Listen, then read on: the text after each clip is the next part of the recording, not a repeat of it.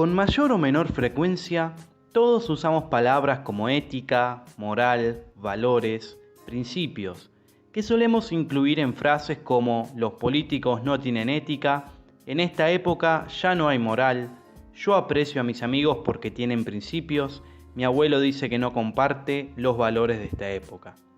En los diarios, en la TV, en la calle, nos quejamos de la corrupción y de la inmoralidad.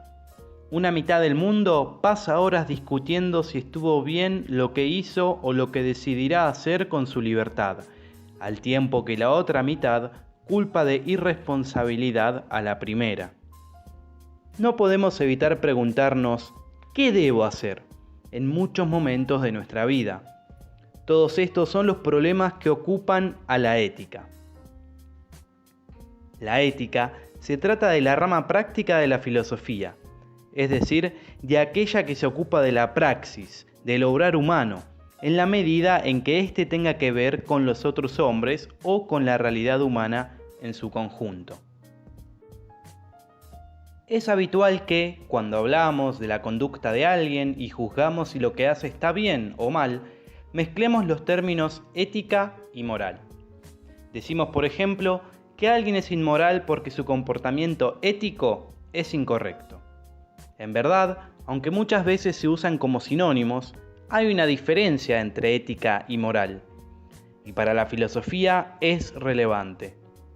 Mientras que la palabra ética proviene del término griego ethos, que significa costumbre, el término moral deriva del latino mos, que significa también costumbre, modo habitual de obrar. Es precisamente este último el que la tradición conservó para designar el comportamiento que se tiene habitualmente, en lo que hace a sus principios, normas y valores. Estos principios, normas y valores no son solo suyos, sino que los adquirió por pertenecer a una sociedad y por participar de una cultura determinada. La moral es, precisamente, ese conjunto de normas que implican la existencia de valores. Esto es bueno, esto es malo, esto es obligatorio, etc. Valores que compartimos con los demás seres humanos con los que convivimos en una sociedad. En este sentido, la moral no es algo que nos pertenezca solo de manera individual y subjetiva, y además no es algo que tomemos críticamente, solo nos rige de manera más o menos consciente. Hablamos entonces de moral cuando nos referimos a todos los comportamientos, los valores, los principios, las acciones que se ponen en juego cuando un ser humano actúa en una determinada sociedad. Es decir, que los problemas morales son los que comprenden la acción intersubjetiva, acción que involucra directa o indirectamente a más de un sujeto, y a todo lo que un grupo han establecido para regir la convivencia, sin necesidad de escribirlo en un código o conjunto de leyes escritas. La ética, en cambio, considerada como una disciplina filosófica, es una actividad crítica, una reflexión y argumentación sobre la moral. Por ejemplo, en nuestra vida corriente aceptamos, de manera más o menos explícita, el principio moral de que no se debe mentir. También juzgamos a quienes mienten deliberadamente como personas inmorales, es decir, consideramos que su comportamiento va en contra de una norma moral. En cambio, cuando reflexionamos y evaluamos el sentido que tienen la verdad y la mentira como valores, estamos dentro de la esfera de la ética. Está mal mentir, es una norma moral de algunas sociedades. ¿Por qué está mal mentir? Es una pregunta filosófica, una pregunta que se formula la ética. También se pueden distinguir ambas esferas diciendo que la moral se aplica al ámbito de las acciones concretas, realizadas en un marco social o grupal, siguiendo o no determinadas normas y costumbres respetadas en ese marco, mientras que la ética, sin desentenderse de las acciones humanas, tiene el propósito de argumentar y reflexionar sobre esas normas y valores. Por ejemplo, preguntándose por qué aplicamos ciertos valores, como bueno y malo, analizando qué es un valor o un principio moral, reflexionando sobre por qué cumplimos o no con lo que sabemos que se debe hacer. Otros ejemplos de preguntas que se formula la ética podrían ser: ¿por qué está bien ayudar al prójimo? ¿Siempre está mal mentir? ¿A quién debe considerarse virtuoso? La pregunta capital que el filósofo Immanuel Kant ha planteado para caracterizar la ética es ¿qué debo hacer? Y desde que formuló esta pregunta, siempre se la toma como el cuestionamiento que la define. Sin embargo, no hay que pensar que intenta formular un catálogo con las soluciones a todas las posibles situaciones morales que puedan planteársenos a lo largo de la vida. Debe mejor ayudarnos a formar un criterio crítico y reflexivo para tomar esas decisiones de manera acertada, comprometida y libre. Aparentemente, la ética tendría un carácter simplemente descriptivo, es decir, debería encargarse de realizar una descripción de los principios, valores y juicios que respetan los hombres. Pero muchos pensadores han notado que, en realidad, suele estar acompañada por una intención regulativa, o sea que pretende ser un parámetro o un modelo de lo que debe ser de manera universal, esto es, de lo que debe ser válido para todos. Nikolai Hartmann, un filósofo contemporáneo, ha analizado esta cuestión y ha visto que es inevitable que se filtre un efecto regulativo o normativo cuando se trata de analizar valores como lo bueno y lo malo, lo que debe ser y lo prohibido. Reflexionar sobre los hechos morales es pensar acerca de los actos de la interioridad del hombre, las normas y los valores sobre los que se basan sus decisiones.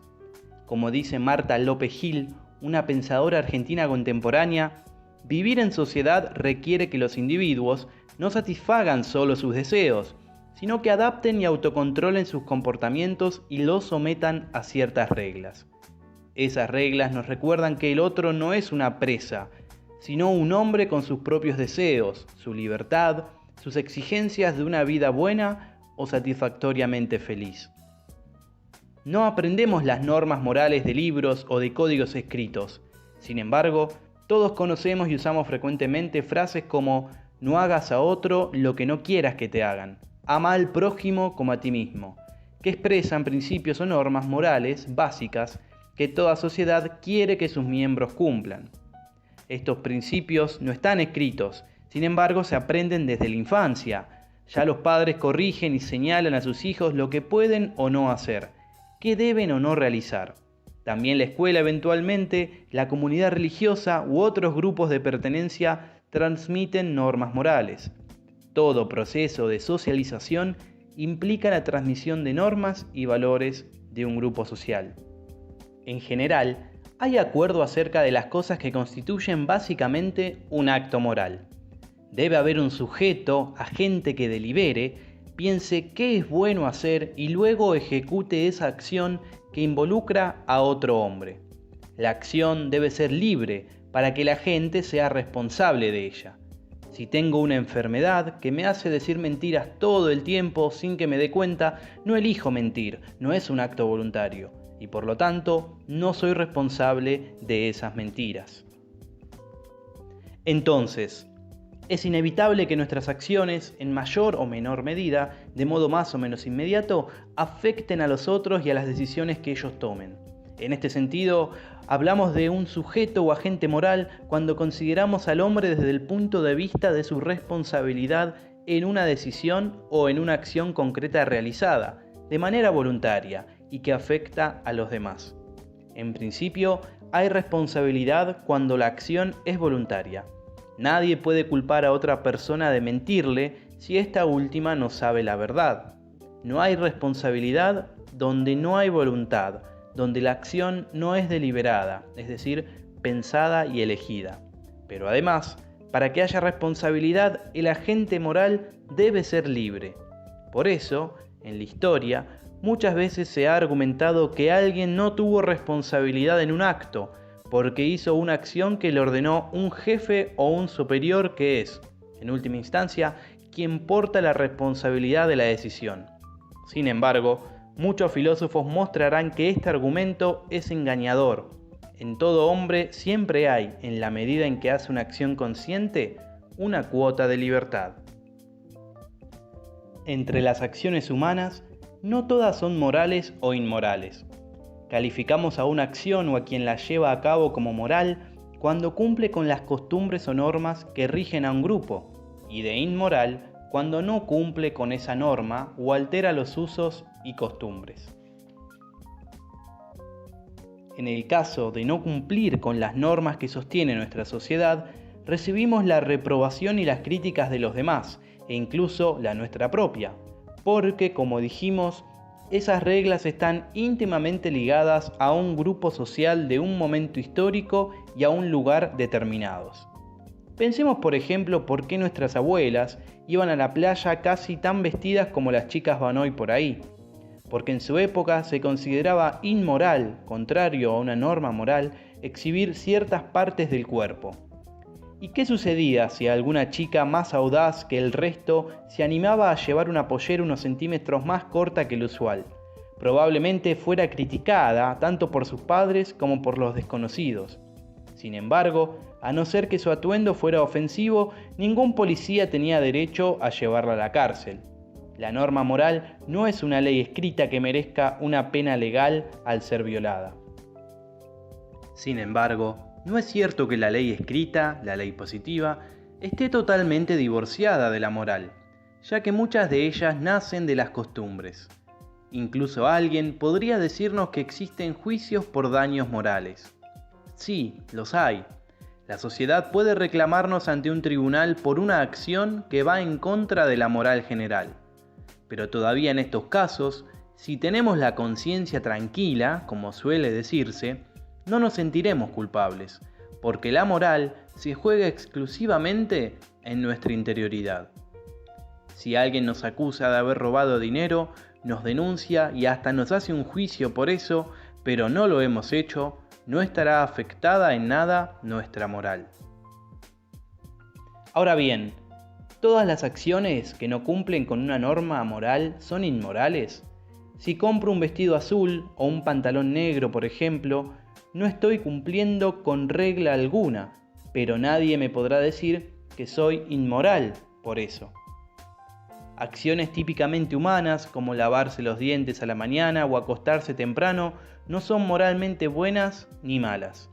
Hay acciones que no son ni morales ni inmorales. De hecho, una gran porción de nuestras decisiones y acciones cotidianas están fuera del ámbito moral y para la filosofía son, en este sentido, amorales.